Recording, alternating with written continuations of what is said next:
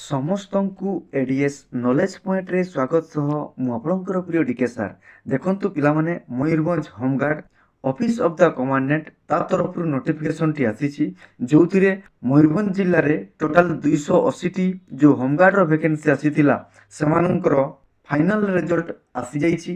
ସେମାନେ ୟା ପରେ କ'ଣ କରିବେ, ଚାଲନ୍ତୁ ସେ ବିଷୟରେ ଆମେ ଡିଟେଲ ଆଲୋଚନା କରିବା। ଓକେ, ଆଲୋଚନା କରିବା ପୂର୍ବରୁ ଯେଉଁମାନେ ନୂଆ କରିକି ଆସିଛନ୍ତି ସେମାନେ ଚ୍ୟାନେଲଟିକୁ ସବସ୍କ୍ରାଇବ୍ କରିବା ସହିତ ବେଲ୍ ଆଇକନ୍ର ଅଲ୍ ନୋଟିଫିକେସନ୍ ଅନ୍ କରିଦେବେ, କାହିଁକିନା ମୁଁ all job related notification, knowledgeable video ଏବଂ ଏକ୍ଜାମ୍ ଆନାଲିସିସ୍ ଭିଡ଼ିଓ ଏହି ଚ୍ୟାନେଲ୍ ମାଧ୍ୟମରେ ପ୍ରୋଭାଇଡ଼ କରିଥାଏ। ତେଣୁକରି ଯେମିତି ଭିଡ଼ିଓ ଛାଡ଼ିବି ସିଧାସଳଖ ଆପଣମାନଙ୍କର ମୋବାଇଲକୁ ନୋଟିଫିକେସନ୍ଟିଏ ଚାଲିଯିବ। ବୁଝିହେଲା ପିଲାମାନେ? ତେଣୁକରି କିଛି ଅରିଡ୍ ହେବାର ନାହିଁ।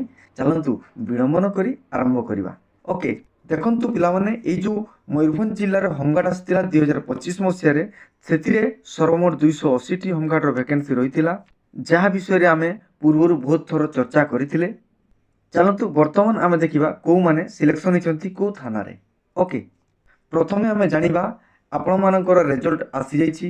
ସେଇଥିରେ 3 ବର୍ଷର କଣ୍ଟ୍ରାକ୍ଚୁଆଲ ଚାକିରି ବୋଲି ମୁଁ ପୂର୍ବରୁ ଆପଣମାନଙ୍କୁ କହିଥିଲି। ସେମାନେ କ'ଣ କରିବେ ନା 18 ତାରିଖ ଦିନ ତାଙ୍କର କ୍ୟାରେକ୍ଟର ସାର୍ଟିଫିକେଟକୁ ଭେରିଫିକେସନ୍ କରାଯିବ, ଆଉ ଏଣ୍ଟେସିଡେଣ୍ଟକୁ ମଧ୍ୟ ଭେରିଫିକେସନ୍ କରାଯିବ, ଆଉ ତାପରେ ତାଙ୍କର ଟ୍ରେନିଂ ପାଇଁ ତାଙ୍କୁ ବେସିକ୍ କୋର୍ସ ଦିଆଯିବ। ବୁଝିହେଲା? ପୁରା କ୍ଲିୟର ପିଲାମାନେ?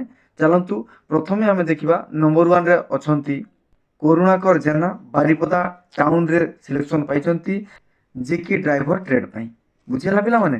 ତେଣୁକରି ଏଇ ଟାଇପ୍ର 280 ଜଣ କ୍ୟାଣ୍ଡିଡେଟ୍ ଯେଉଁମାନେ କି ସିଲେକ୍ସନ୍ ପାଇଛନ୍ତି ତାଙ୍କର ଏଇ PDFରେ ଲିଷ୍ଟ ରହିଛି। ସେ PDFକୁ ପାଇବା ପାଇଁ ହେଲେ ଆମର Telegram channel ADS knowledge point ସେଇଥିରେ ଜଏନ୍ କରିବେ, ଆଉ ମୋ ସହିତ ସିଧାସଳଖ କଥାବାର୍ତ୍ତା ପାଇଁ ହେଲେ ମୋର Telegram group DK sir Odisha ସେଇଥିରେ ମଧ୍ୟ ଜଏନ୍ କରିବେ, ଯାହାର ଲିଙ୍କ୍ ଡେସ୍କ୍ରିପସନ୍ ବକ୍ସରେ ରହିଛି।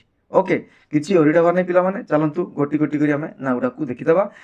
ସେହିପରିକା ଆପଣ ଦେଖୁଥିବେ ନମ୍ବର 2ରେ କ'ଣ ଅଛି ନା ଶିବାନୀ ମହାନ୍ତ, ସେ ମଧ୍ୟ ବାରିପଦା ଟାଉନରୁ ଫିମେଲ ଟେଲର ପାଇଁ ସିଲେକ୍ସନ୍ ପାଇଛନ୍ତି। ତେଣୁକରି ଏଇ ଟାଇପ୍ର ଆପଣମାନଙ୍କର ନାଁ ମଧ୍ୟ ଚେକ୍ କରନ୍ତୁ। ଆପଣମାନଙ୍କର ସାଙ୍ଗମାନେ କେହି ବା ଆପଣମାନଙ୍କର ରିଲେଟିଭ୍ କିମ୍ବା ପଡ଼ୋଶୀ କେହି ବି ଯଦି ଥିବେ ତାଙ୍କୁ ମଧ୍ୟ ଏଇ PDFକୁ ସେୟାର କରିବେ ବା ଏଇ ଭିଡ଼ିଓକୁ ମଧ୍ୟ ସେୟାର କରି ତାଙ୍କୁ ନିଶ୍ଚୟ ଭାବରେ ଜଣାଇଦେବେ। ବୁଝିହେଲା ପିଲାମାନେ? ତେଣୁକରି ଗୋଟେ ଗୋଟେ କରିକିରି ଯଦି ଆମେ ଆଲୋଚନା କରିବା ବା ଦେଖିବା ତାହେଲେ ବହୁତ ସମୟ ନେଇଯିବ। ତେଣୁକରି ଏ PDFକୁ ଆପଣମାନେ ଡାଉନଲୋଡ଼ କରିକିରି ନିଜେ ଦେଖିନିଅନ୍ତୁ ବା ନିଜ ନିଜ ସାଙ୍ଗସାଥିମାନଙ୍କୁ ସେୟାର ମଧ୍ୟ କରିନିଅନ୍ତୁ।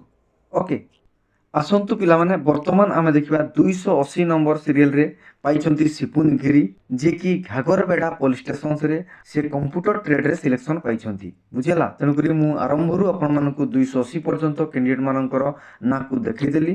ଏଇଥିରେ ଆପଣମାନେ ନିଜର ନାଁକୁ ଚେକ୍ କରିବେ। ଯେଉଁମାନେ ସିଲେକ୍ସନ୍ ପାଇଥିବେ ସେମାନଙ୍କୁ ଅନେକ ଅନେକ ଶୁଭେଚ୍ଛା ଆଉ ଶୁଭକାମନା।